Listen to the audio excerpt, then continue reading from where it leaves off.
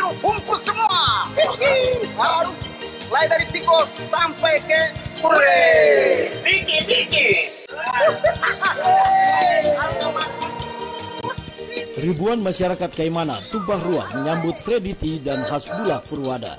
Kedua pasangan ini resmi maju menjadi bakal calon bupati dan wakil bupati Kabupaten Kaimana setelah mendapatkan surat rekomendasi dari partai pengusung dan pendukung. 6 rekomendasi partai diantaranya Partai Demokrat, Gerindra, PAN, P3, Partai Hanura, dan PSI.